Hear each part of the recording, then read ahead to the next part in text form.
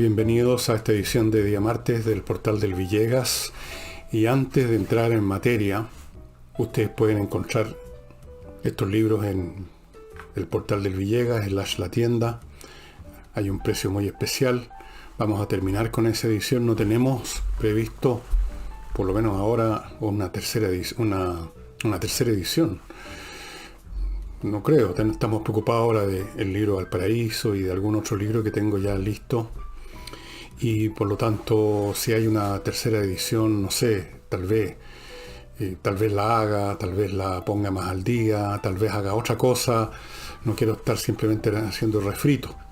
Las cosas ya ocurrieron y van a ocurrir otras que van a traer mi interés y el de ustedes. Así es que si están interesados en este libro que está totalmente vigente, como lo muestra la historia política de nuestro país cada día, está en el Portal de Villegas.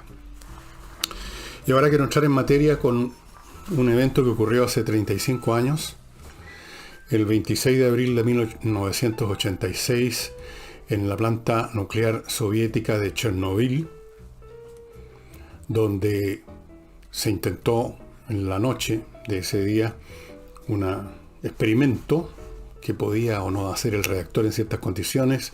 La cosa se les escapó de las manos. Hubo una explosión, no una explosión nuclear, simplemente el vapor de agua recalentado, porque empezó a producirse un fenómeno de calentamiento, hizo romperse el núcleo donde estaban las barras de uranio. Y esa explosión en sí misma mató a algunos funcionarios de la planta. Y, en fin, ustedes conocen la historia, los que la conocen. Algunos habrán visto una serie excelente que se estrenó el año pasado, me parece, y debe estar disponible, supongo, en alguno de los sitios de internet. Y fue un accidente derivado básicamente de los déficits del régimen soviético. No lo digo esto por partidismo, como algunos creerán, sino que es un hecho científico. Las plantas nucleares se pueden diseñar de distintas maneras en términos de obtener una seguridad máxima, dado lo que significa tener un reactor nuclear activo. Los soviéticos hicieron una planta con un diseño poco seguro para ahorrar dinero. Una planta que no tenía, como tienen todas las plantas que ustedes pueden ver en fotografía o en documentales en el mundo occidental, y ahora también supongo en Rusia, un domo, una cubierta, una especie de cofre que encierre todo lo que hay allí, cosa de que cualquier cosa que pase quede contenida por ese domo, por esa cúpula tremendamente reforzada, además, para resistir cualquier cosa. En Francia, por ejemplo, las centrales nucleares, que nunca han tenido un accidente, están protegidas por un domo capaz de resistir el impacto de un avión, como el avión que se estrelló en las Torres Gemelas. En Rusia no, era como una fábrica común y corriente, con un techo normal. Entonces todo eso voló y empezó la contaminación que mató a un número indeterminado de personas, porque hasta el día de hoy, 35 años después, no hay claridad.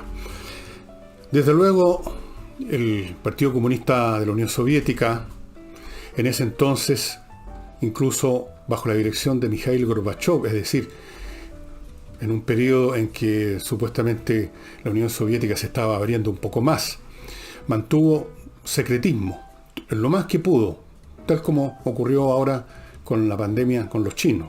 Los regímenes de este tipo, ya vamos a explicar por qué, tienden al secretismo. Ocultó que había habido un accidente durante varios días, cuando ya no se pudo seguir ocultando porque todo el mundo occidental había detectado esto por imágenes de satélite, por radiación, por un montón de síntomas. Tuvieron que aceptarlo. Pero dijeron que habían muerto algo así como 11 personas nada más por la explosión. Después fueron reconociendo más muertos y han llegado, creo que, a los 50 y algo. Pero ¿cuántos murieron meses o años después por la radiación? Es la cuestión. La explosión misma no fue tan inmensa como para matar por la onda de choque o los fragmentos a mucha gente. Mató a los que estaban ahí. El problema era y es la radiación, la radioactividad. Hay muchísimos cálculos y se discute hasta el día de hoy, según quién los hace. Según la Organización Mundial de la Salud, en un estudio que se publicó el año 2005, habían muerto hasta esa fecha, 9.335 personas por enfermedades, cáncer, básicamente derivado de exposición a la radiación. Es decir, gente que o vivía al lado de la planta o en ciudades cercanas como Pripyat, a unos cuantos kilómetros de la planta, o la gente que trabajó primero para apagar el incendio, los bomberos, después lo que se llamó los liquidadores, que fue más o menos a lo largo de muchos años, más o menos 500.000 de personas estuvo trabajando para liquidar, básicamente para enterrar el entuerto, para tapar los focos de radioactividad, para tratar de eliminarlo o por lo menos cubrirlo, porque la radioactividad no se puede eliminar. Usted no puede eliminar un elemento que está generando rayos alfa, beta y gamma porque es radioactivo. Usted no puede entrar a la estructura atómica del uranio para terminar con su radiación. Usted lo que puede hacer es tapar eso, por así decirlo, encofrarlo.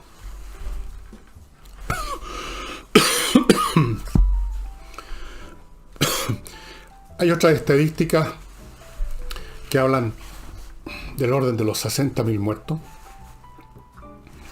Y quién sabe, depende de cómo se defina, de cuándo se empiece qué clase de enfermedades se asocian a la radiación. Por ejemplo, entre los liquidadores, estos 500.000 individuos, 600.000 individuos que participaron encofrando los restos radioactivos, todo se convierte en radioactivo cerca de la radioactividad. Hay una tasa enorme de suicidios. Ustedes dirán, ¿por qué? Por las experiencias que vivieron ahí. Tuvieron meses, años trabajando en eso, con la sensación de que se estaban envenenando, viendo quizás a algunos compañeros caer enfermos. Muchos suicidas, como ocurre después de las guerras, con los veteranos. ¿Qué ha pasado con Chernobyl ahora? Porque esa es una zona desierta, o estaba desierta. Se convirtió en un paraíso natural, estimados amigas y amigos. La naturaleza volvió. Hay documentales, y los invito a verlos, muchos documentales sobre Chernobyl, el Chernobyl de hoy, o el Chernobyl del año pasado o antepasado, lo mismo. Y es bastante impresionante ver cómo la naturaleza recuperó su espacio en medio de los edificios abandonados, destruidos, medio derrumbados, corroídos. Crecen árboles, crecen plantas. La fauna también ha aumentado, ha crecido, ha vuelto la vida. E increíblemente han vuelto los turistas. Se inició una actividad turística. Bueno, ahora está suspendida por la pandemia, pero ¿pueden ustedes entender que hayan personas que van de turistas a Chernobyl? ¿Hasta qué punto, se pregunta uno, llega el ocio del turista estándar, que arrancando de su ocio, o sea, de sí mismo, porque el ocio está dentro de uno, ¿no? Cuando uno es incapaz de usar el tiempo productiva e interesantemente, entonces uno se aburre. Y ahí empieza el turismo, a darse vueltas para acá, para allá. Entonces hay mucha gente que ya agotó los resorts, las tomateras, las fiestocas, el sexo, los barquitos estos donde es pura fornicación y alcoholismo. Entonces ahora encontraron que lo entretenido era ir a Chernobyl. Impresionante. Para mí Chernobyl significa muchas cosas, como para todos los que éramos ya mayores, viejitos, incluso en esos años, que fue un drama tremendo. Uno de mis primeros libros, mi segundo o tercer libro que publiqué, lo dediqué a los bomberos de Chernobyl, que yo considero que son de la gente más heroica de la cual he tenido conocimiento. Porque el héroe es el que pone su vida en riesgo, su salud, a sabiendas, ¿no? No alguien que le pasó algo, sino que el que va a sabiendas. Los bomberos de Chernobyl sabían a qué se enfrentaban. y de hecho fueron declarados todos ellos héroes de la Unión Soviética. Muchos murieron, prácticamente todo. Así que yo dediqué un libro a eso. Mi libro da lo mismo, no sirve de nada, pero quería hacer algo y se me ocurrió eso. En estas tragedias terribles uno ve, como se dice, y es un cliché, lo peor y lo mejor de la naturaleza humana. Estaban los mentirosos, los funcionarios del partido tratando hasta el último minuto de tapar el problema para no quedar mal con su jefe, y tapando el problema significaba impedir que la gente arrancara de la radiación muchas veces. Ustedes pueden ver eso en esta serie tan estupenda, que por supuesto en Rusia, que todavía mantiene muchos de los reflejos condicionados del comunismo, rechazan, y creo que están haciendo, si no terminaron ya, una serie sobre Chernobyl, donde por supuesto los culpables son los norteamericanos. Ellos habrían sido los que sabotearon la planta. Fue un evento tremendo. La cantidad de radiación que expelió ese sitio, el humo que salía de ahí, del incendio, todas las partículas que levanta el aire caliente, el humo, iban cargadas de radioactividad, es cientos de veces mayor que la que produjo la bomba de Hiroshima.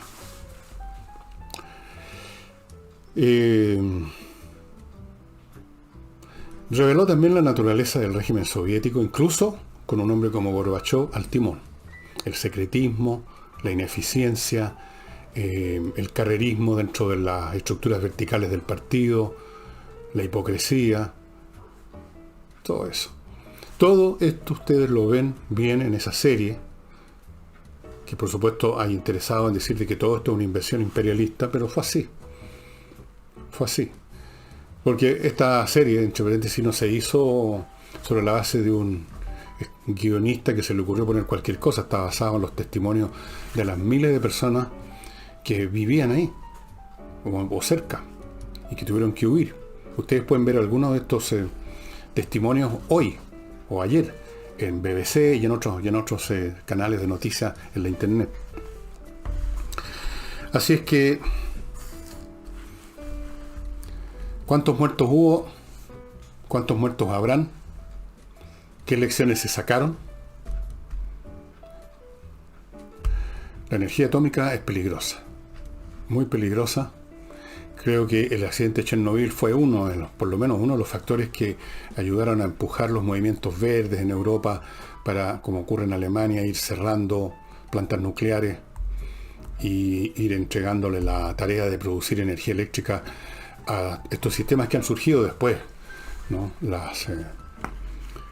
Estos sistemas no convencionales, aprovechando la fuerza del viento, etcétera, todas esas cosas, los paneles solares, toda esa industria que ha ido creciendo más y más. Y dicho eso, acerca de Chernobyl, que reveló el heroísmo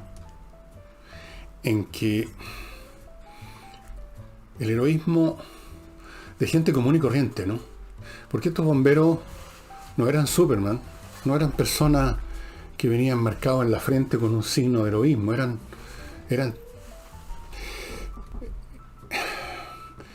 bomberos.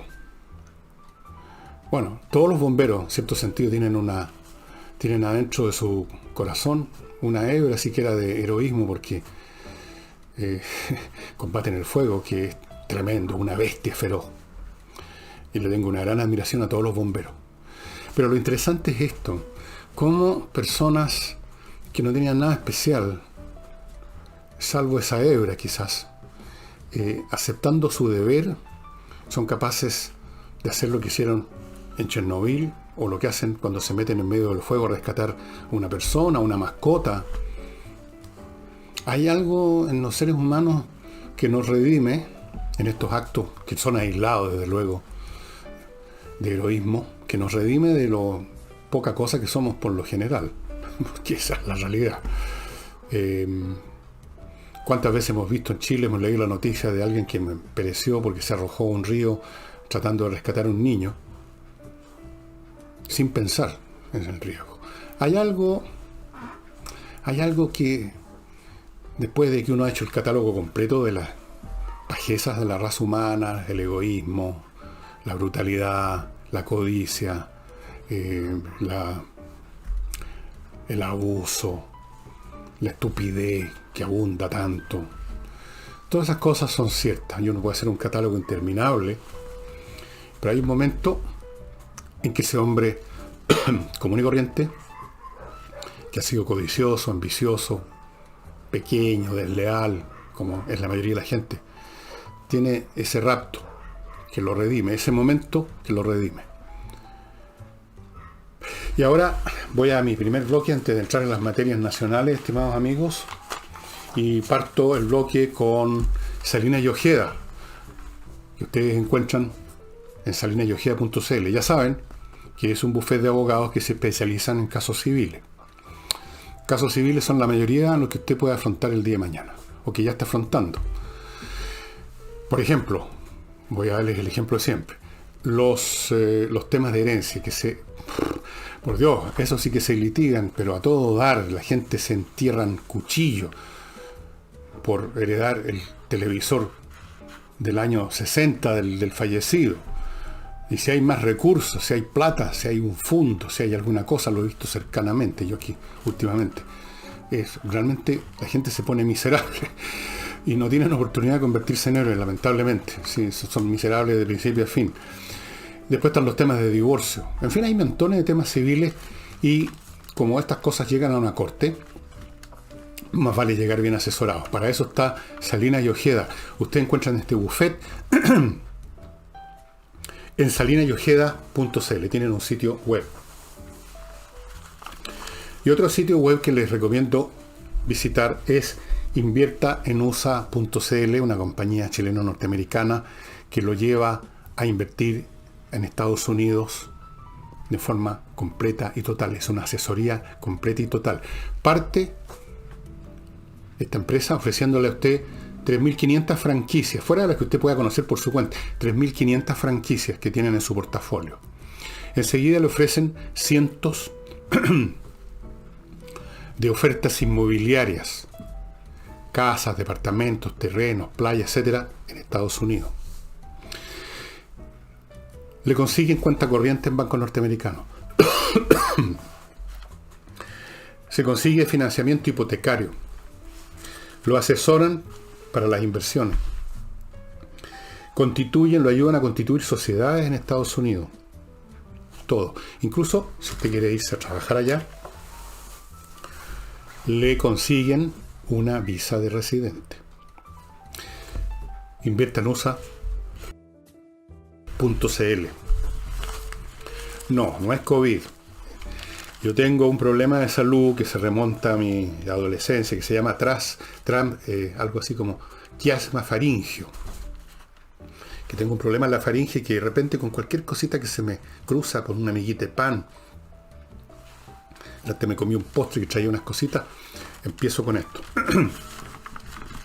Ya se me va a pasar. Y tenemos Controller, otra empresa que usted tiene que tomar en cuenta, sobre todo si usted gestiona o dirige una empresa y tiene la correcta sensación que su parte de gestión está funcionando más o menos más. Controller es una empresa fundada por contadores auditores que trabajaron en el tema de revisar la gestión en empresas de gran tamaño de Estados Unidos.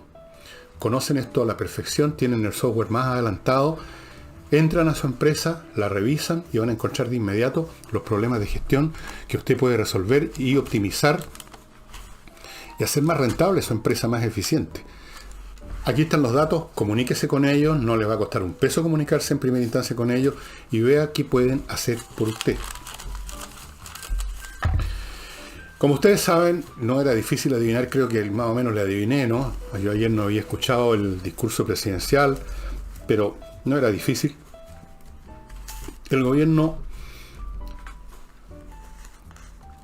mantiene su demanda al Tribunal Constitucional por el proyecto del Congreso, pero eso no es lo importante. Como alguien me señaló, usted se equivocó, ya había llevado el gobierno al Tribunal Constitucional, sí, pero lo importante no es cuándo se lleva, sino cuándo se deja y cuándo se retira.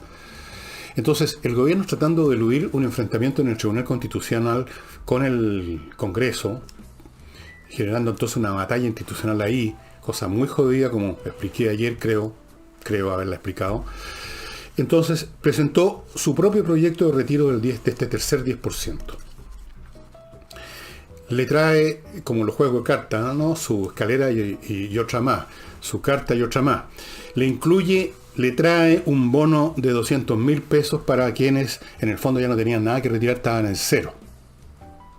Incluye el proyecto de subir a 2%, o sea, subir un 1%, o sea, subir al doble, la cotización que está a cargo del Estado y la del empleador. Cada uno ponía un 1%, ahora pondrían un 2%. Para tratar, además, de ir rellenando esos fondos vacíos. Porque el tema de la pensión sigue vigente, ¿no es así? La gente se va a jubilar tarde o temprano. Y lo mismo con rentas vitalicias, las mismas ventajas, los mismos beneficios. El evento en que el presidente anunció esto pretendía también tener un significado, mandar un mensaje de unidad, porque el presidente lo hizo o quiso hacerlo con toda la gente, no solo con sus ministros, sino que con todos los partidos de Chile Vamos, pero Evópolis se restó.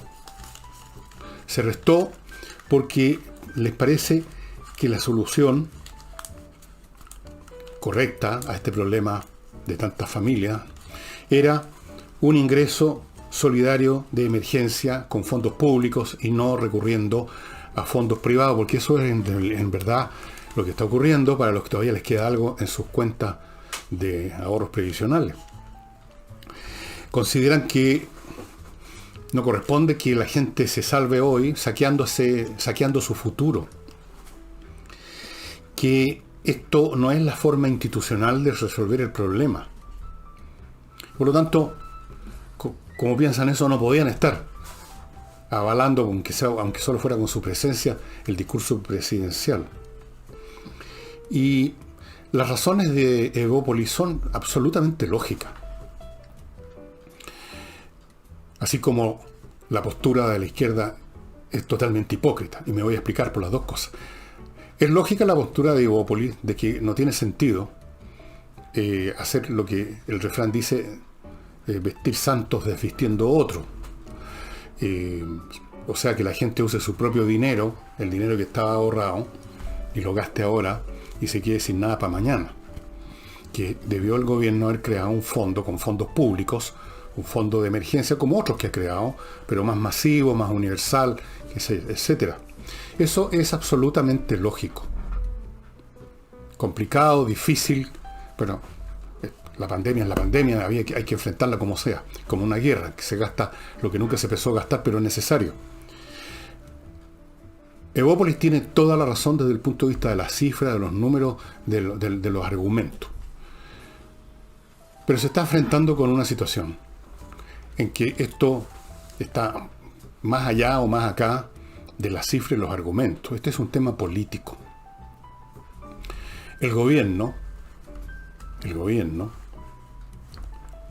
quiere aparecer como siendo él, finalmente, el que va, si es que aceptan su proyecto, cosa que viene otro tema, el que va a ese acto de generosidad consistente en regalar lo que es del otro, o dejarlo sacar, y ganarle la mano a la oposición, o sea, un tema político. Y estas 200 lucas adicionales ayudan a eso. Y la oposición, por su parte, también está interesada en simplemente echar abajo la institucionalidad. Pues eso es todo. No creerán ustedes de que se está beneficiando a la gente haciéndola que saque su propio dinero. Y me parece el colmo de la hipocresía que quienes hacen tal cosa en los dichos con que justifican estos proyectos aparezcan poco menos que como dadores, como beneficiarios del público, cuando el público en el fondo se está perjudicando a pocos años plazo. Este es un tema político. Por un lado tenemos un gobierno que intenta sobrevivir políticamente, por lo menos estar con la nariz fuera, y por otro lado tenemos una oposición que quiere destruir el régimen neoliberal, porque lo quieren, ustedes saben, superar. Nunca explicaron cómo lo van a superar, pero por lo menos y por el momento, antes de saber qué se va a construir, hay que demoler lo que hay. Entonces, para ellos tampoco valen los argumentos. Lo que les interesa es demoler. Y ya de hecho, Pamela Giles está anunciando un cuarto o quinto retiro. Así es. Entonces, las razones de Evópolis, que yo las encuentro como razones, son absolutamente impecables, se tropiezan contra un muro. El muro de la lucha política. En la política lo que interesa es, como lo he dicho tantas veces, la cuestión del poder. La cuestión del poder, amigos, y no la cuestión de la verdad, no la cuestión de la razón, no la cuestión de las cifras, y desde luego no la cuestión del beneficio del país y de la gente. A pesar de que todo el mundo saca a relucir a la ciudadanía quiere esto, la ciudadanía quiere lo otro, pero a la ciudadanía se la pasan por el forro los pantalones. Aquí de lo que se trata es, como dijo Tellier, de propinarle una derrota a la derecha, los otros quieren propinarle una derrota a la izquierda, y lo único que están haciendo es propinarle una derrota al pueblo chileno, y quizás por cuánto tiempo. Entonces, vamos a ver. Ahora, ante esta proposición del gobierno, ante este proyecto que entiendo que se va a discutir hoy o mañana, va a llegar a la sala, los senadores de oposición ya dijeron que no, simplemente. No nos interesa. Nosotros queremos que se vote, que se siga con nuestro proyecto, que ya se aprobó acá en la sala, y el gobierno tiene que dejar su porfía y tiene que seguirnos. El gobierno no es nadie, Piñera no es nadie, que se creen que están gobernando, ya no gobiernan desde el 18 de octubre, o si ustedes quieren poner una cifra, la cifra de ese gran acuerdo, según la viene, pongámosle el 15 de noviembre, entonces del año 19. Entonces, el presidente Piñera ha intentado eludir esta batalla institucional en el Tribunal Constitucional, pero parece que no va a poder eludirla. En alguna parte va a librarse este combate. Va a tener que ser en el Tribunal Constitucional, supongo. Va a tener que ser, las cosas seguir ahí. La izquierda hace rato, lo he dicho, huele el humo del asado que se quieren fagocitar. Hace rato que piensan que el salto al cielo está a la vuelta de la esquina. Que un esfuerzo más, camaradas y compañeros, y vamos a derrotar a la derecha. Vamos a derribar el neoliberalismo y vamos a crear ¿qué? No se sabe, pero vamos a crear alguna cosa. Ya veremos más adelante. Mientras tanto, hagámonos del poder. Eso es un hecho concreto y real que nos favorece. Ahí veremos qué es lo que construimos. En cuanto al presidente y su gobierno, supongo que quieren llegar al final de la jornada sin que los cuelguen de un farol, sin que los traten de hacer renunciar, sin que los acusen de problemas de salud, sin que se genere una situación brutal, sin que los camaradas y ayudistas internacionales de la oposición inicien campañas para cerrarle los fondos y los negocios al señor Piñera. Quieren salvar lo que se pueda. Sálvese quien pueda, sálvese lo que se pueda. Entonces, los argumentos, las razones, los números, solamente son usados cuando sirven como instrumentos en esta lucha política. No valen per se, valen como armas arrojadizas, como una piedra. Así que esa es la situación, estimados amigos, en esta materia. Está la cosa por verse, qué va a ocurrir. Me imagino yo que en estos días vamos a seguir viendo nuevas reacciones. Ahora, ¿qué va a hacer el gobierno ante esta negativa? Creo que son 25 los senadores de oposición que dijeron, no señor, no, queremos nuestro proyecto ya aprobado, y probablemente le van a hacer tapa al del gobierno, es probable. O tal vez no, tal vez el gobierno logre conseguir el apoyo de algunos senadores y consiga, no sé con quién, raspando la olla, los votos necesarios. Está por verse, lo vamos a ver cuando llegue el momento. Lo que sí ya se está viendo y no está por verse es que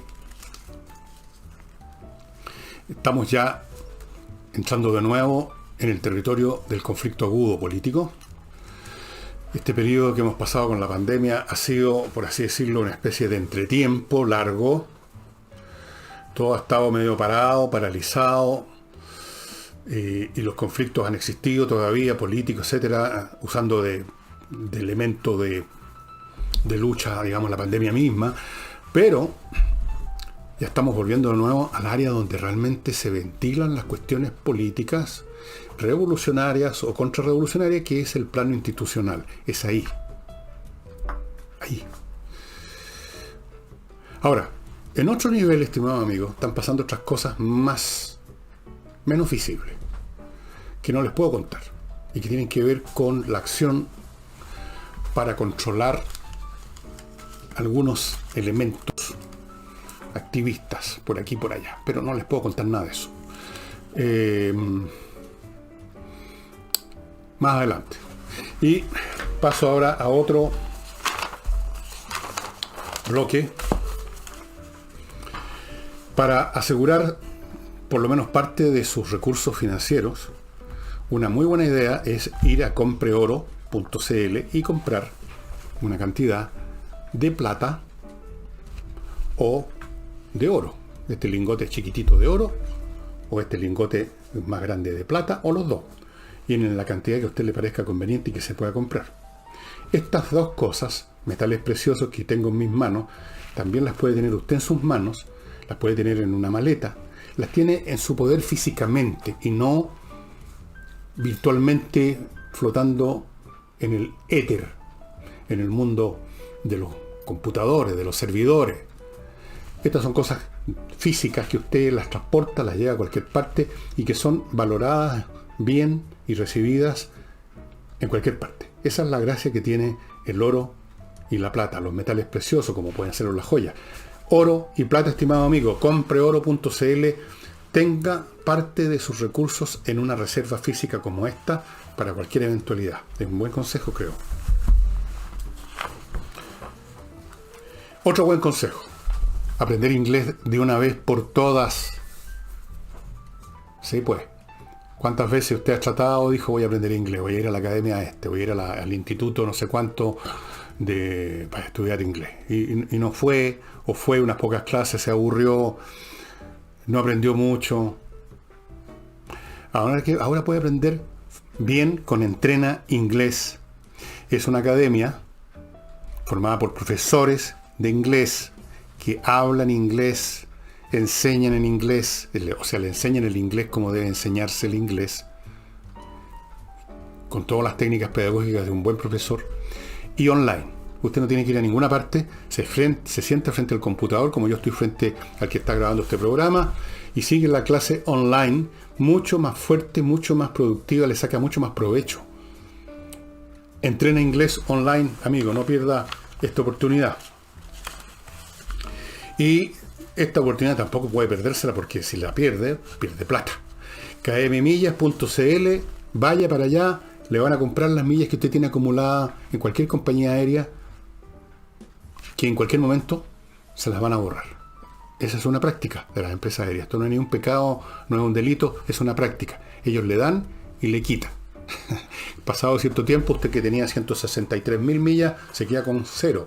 Antes que eso pase, conviertas a 163.000 millas, si es que tiene tanta, en plata. kmmillas.cl.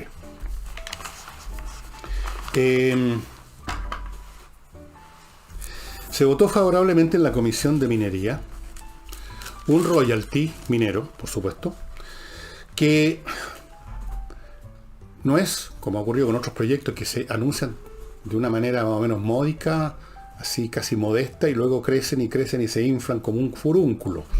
Este, en primer lugar, sería un royalty para toda la minería, no solamente, como se dijo, para el cobre y el litio, sino que para cualquier tipo de mineral que usted explote en una mina, hierro, no sé qué otro, aluminio,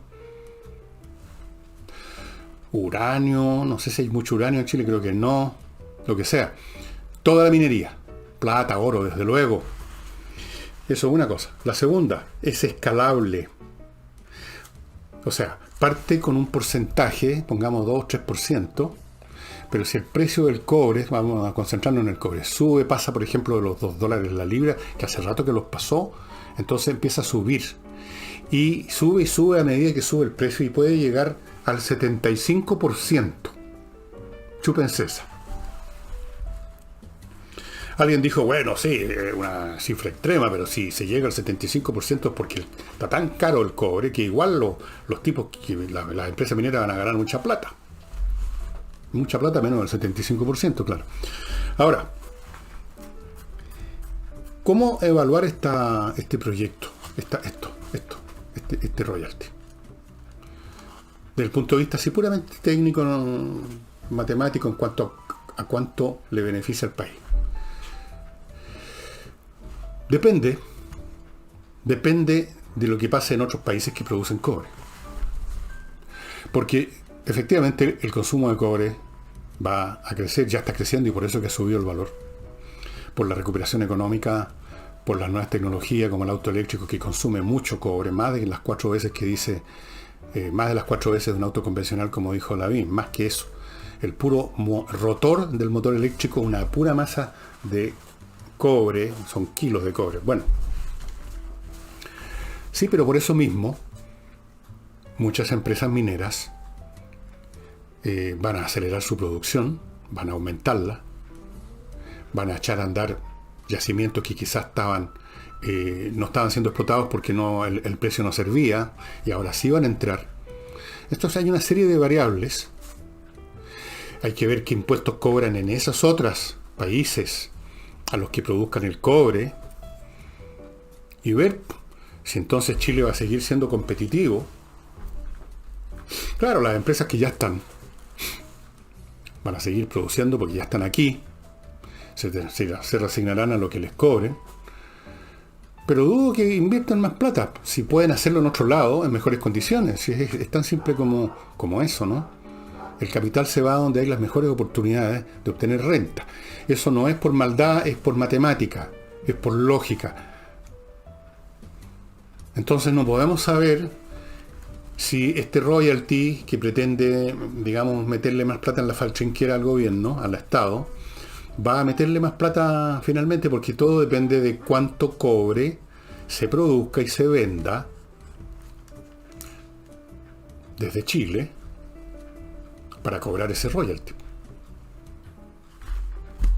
Si resulta que otro país que tiene yacimientos de cobre recibe las inversiones, o ya tiene inversiones y las hacen crecer, y son ellos los que copan el mercado, entonces, ¿qué va a pasar con ese royalty? ¿Qué es mejor? ¿Cobrar 10% de 1000 o cobrar 75% de 100? En un caso usted tiene 100 y en el otro caso tiene 75. ¿Cuáles son los dos números más grandes? Esos cálculos hay que hacerlos. Pero una vez más estamos viviendo tiempos políticos donde la propensión a hacer cálculos así, con papel y lápiz, con una calculadora científica, es bastante escasa. O sea, aquí valen más las palabras. Entonces, pueden ustedes escuchar discursos como este, que yo los vengo escuchando desde cabros chicos que vienen de la izquierda, que no podemos permitir que los capitales extranjeros vengan a saquear nuestros recursos naturales. ¿Han escuchado esa frase antes? Esa frase es más potente para muchas personas que un cálculo que diga, fíjese que este porcentaje de royalty o de impuesto parece más bajo, pero al final produce más dinero que este otro porcentaje que parece más alto, pero produce menos. Hay que hacer el cálculo concreto, estimados amigos. Vamos a ver. Y permítanme ahora, estimados, contarles de Notario Express, que es una manera mucho más rápida, mucho más sencilla, menos fatigante, más latera, de obtener sus papeles notariales que necesita. Usted los llena en notarioexpress.cl en su casa o en su oficina, en su computador, y solo va a la notaría 5 minutos a firmar un papel que ya está listo, firmado por el notario, escrito, hecho, encarpetado, con los chinches, con los corchetes, con todo listo. Usted firma y se va. Notarioexpress.cl. Para limpiar los pisos de su oficina o de su casa, hay productos especiales de acuerdo a ese piso. No cualquier producto sirve para cualquier piso. SMF tiene los productos para todos tipos de pisos. Así que ya sabe. Y continúo con mi amigo Ángel Hayes. Si usted quiere vender su propiedad ahora y no el próximo siglo, Les sugiero que se contacte con Hay, que sabe vender bastante más rápido que sus competidores. Fuera de eso, sabe administrar arriendos muy bien y le quita a usted un peso encima. Sabe hacer todo lo que tienen que hacerse en el ámbito inmobiliario y sobre todo vender. Vender a tiempo, que es lo que usted necesita. Ángel Hay, ahí están los datos, comuníquese con él. Continúo con el ajedrez. Espacioajedrez.com es el sitio donde usted puede comprar las cajas o el reloj digital y así hacer que su niño, que su hijo, que su nieto, que empiecen a formar su mente con criterios lógicos, analíticos, que son sin los cuales una persona no llega a ninguna parte, y le sirve a usted, adulto, para mantenerse en buena forma intelectualmente y todo esto entreteniéndose, porque es un juego entretenido, apasionante. Y tiene usted 1.000.000 de maneras de jugar. Hoy en día usted no necesita jugar con una persona presencialmente. Usted puede jugar con personas que están en otra parte del mundo por internet, o usted puede jugar contra programas de ajedrez. Hay miles de programas y son gratis. Una inmensa cantidad de ellos son gratis. Son buenos programas, tremendos programas. Hay algunos programas que son más potentes que el campeón mundial y son gratis. Se llama Stockfish, el programa más potente que usted puede conseguir gratis. Lo baja, lo instala en su computador y juega con un super campeón mundial de ajedrez, que por supuesto le va a sacar la cresta, pero da lo mismo, uno se entretiene igual. Espacioajedrez.com, estimados amigos, entonces entren ahí. Y miclimo.com para tener un clima agradable. Yo en este momento subí mi clima de los 19 grados habituales a los 20. A ver cómo es tener 20 grados de temperatura. Aquí estoy, muerto de la risa, con esta cortaviento que es muy delgada, no es para el frío, ni mucho menos. Y esta polerita que también, y abajo no hay nada, por el pellejo de este anciano nomás. Miclimo.com, amigos, recuerden que hay una promoción, el Outlet Climo para la región metropolitana y la quinta región, los mejores precios con la mejor tecnología. El libro que les quiero recomendar, en el fondo son 2 libros, por lo menos en la edición que yo tengo. Espero que encuentren la misma edición, no lo revisé. Pero ustedes los libros en sí mismos los pueden encontrar juntos o separados. Son 2 libros clásicos relacionados. No es que me esté sonando ni limpiando la nariz, es que me pica de repente, tengo una alergia, ¿ok? Hay gente que me ha retado por esto, porque hago así, fíjense. ¿Podrían ustedes creerlo? Bueno, 2 libros relacionados con la Revolución Francesa que, como les dije hace varios programas atrás, yo tengo una biblioteca bastante grande sobre eso. Claro, un 0 a la izquierda al lado de todo lo que se ha escrito, y les iba a ir mostrando libros relacionados con eso. Y eso es lo que voy a hacer ahora. En esta edición hay 2 libros que tienen que ver con la Revolución Francesa. Reflexiones sobre la Revolución en Francia, de Edmund Burke, un británico que escribió este libro cuando la revolución estaba todavía andando, todavía no le habían cortado la cabeza a Robespierre, ya estaba el terror desatado, eso sí, en Francia. Y Los derechos del hombre, de Thomas Paine, que es un ensayista, no sé si llamarlo filósofo norteamericano, que analiza eso, los derechos del hombre, un tema fundamental de esos años, en el siglo XVIII. En las reflexiones de la revolución en Francia, Edmund Burke escribió un clásico contrarrevolucionario, dirían ahora. Porque en el análisis de Burke, todo lo que estaba pasando en Francia no tenía sentido. Era simplemente una borrachera de sangre, de violencia y de brutalidad, resultado de la arrogancia de quienes querían cambiar las cosas sobre la base de conceptos abstractos, cuando en realidad, decía Burke, las sociedades van cambiando en forma orgánica, casi inconsciente, por un proceso lento a lo largo del tiempo de cambios en los modos de comportamiento, en las costumbres derivadas de cambios en el ambiente. Él no habló de tecnología, pero lo pongo yo, eso lo agrego. Y esos cambios son, por así decirlo, naturales, porque nacen de las situaciones mismas, no son impuestos por un grupo de iluminados como eran los que hicieron la Revolución Francesa, según el argumento de Burke. Hay muchos puntos interesantes y plausibles en los argumentos de Burke y hay otros que no. Pero vale la pena leer un libro que fue escrito en el medio del fragor mismo de la Revolución Francesa. El hombre, naturalmente, consideraba que Francia estaba pasando por una verdadera pesadilla, y desde luego fue una pesadilla. La cuestión es, aparentemente, uno podría decir que siempre los eventos humanos los eventos humanos importantes pasan por pesadillas. Las guerras y las revoluciones, que a veces van juntas, de hecho suelen ir juntas, a veces se llaman, en vez de revoluciones, se llaman guerras civiles, son, parece, el proceso en virtud del cual las sociedades se constituyen, pasan a constituirse de otra manera, a veces progresiva y a veces regresiva. En el caso de Francia, fue progresiva por las razones que examinamos el sábado, porque había detrás realmente un grupo humano que quería plantear, que quería instaurar en Francia el dominio y la vigencia de reglas del juego que hacían posible el crecimiento más acelerado de la economía industrial moderna. Detrás de esa revolución había entonces una fuerza real. Detrás de otras revoluciones hay meramente una reacción, no por la modernidad, sino que en contra de la modernidad. Lo mismo que hablamos el sábado, los movimientos reaccionarios que se pueden cubrir, como ocurre hoy, creo yo, con el progresismo, con un manto de progreso, pero que son en el fondo un proceso reactivo a condiciones nuevas que pueden ser muy brutales para mucha gente, eso es evidente. La historia humana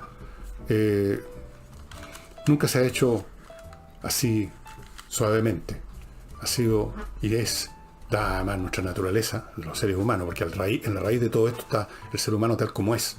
Si fuéramos totalmente distintos, obviamente que la historia también ocurriría de otra manera. Entonces, es un clásico, espero que encuentren esta misma edición.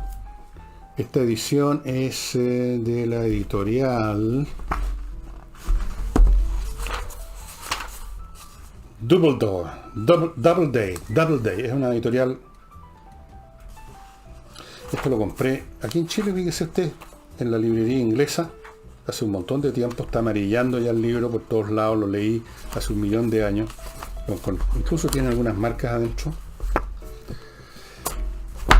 Y el libro Tomás Paine, yo creo que ese va a ser más del agrado de los progresistas de hoy en día, es un libro donde hay más ojos en blanco y cosas así amorosas como son las que gusta el progresismo. Yo he tenido siempre muchas dudas acerca de los famosos derechos del hombre, ¿no?